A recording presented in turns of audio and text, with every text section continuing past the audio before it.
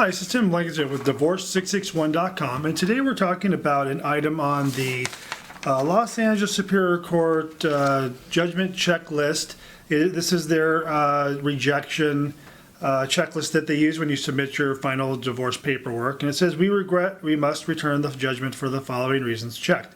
So I decided I'm going to do a series of videos and discuss all the different reasons in this 2- and 3-page judgment reject sheet of what could happen and how to correct that, or if you haven't submitted it yet, prevent it from happening.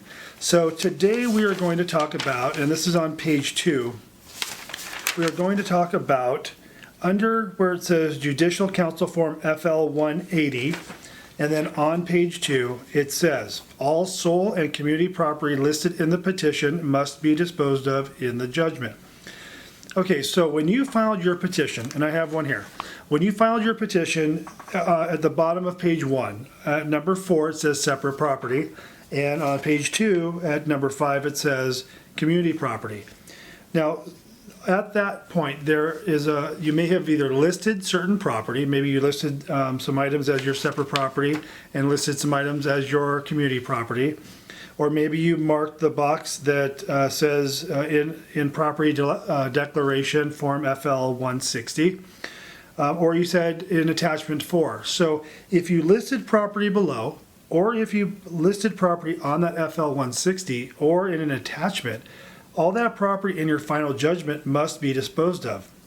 So let's say that you listed 10 items, and it doesn't matter if you listed them below here, in a separate declaration, in an attachment, or in the property declaration. Regardless of where you listed that, if you listed 10 items of property in separate property, when it comes time to do the judgment paperwork, all of those items need to be given or assigned to either you or your spouse. If the court, in going through the judgment, find 9 items that are listed and distributed or assigned to one of you, but the 10th item isn't, they're going to reject the entire divorce. That's because if you list property on your petition or in any attachment to that petition, the court needs to assign that to either you or your spouse. You can imagine if you forgot to list a checking account that had $10,000 in it, you listed it on the petition, but you didn't assign it to either party in the divorce judgment, and the judge signs the case, then you have this outstanding asset, this $10,000 checking account that hasn't been confirmed to anyone. Now, what are you going to do with that? You're going to have to go back to court.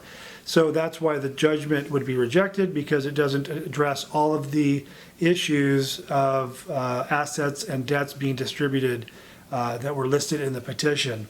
So to avoid that, just make sure that if you list something, that when you do the final judgment paperwork, that each of the items that were listed, either in the property declaration, if it was, say, a default judgment, or if you mark the property declaration box, you're going to want to make sure that all that property is listed on the judgment paperwork and is assigned to one party or the other.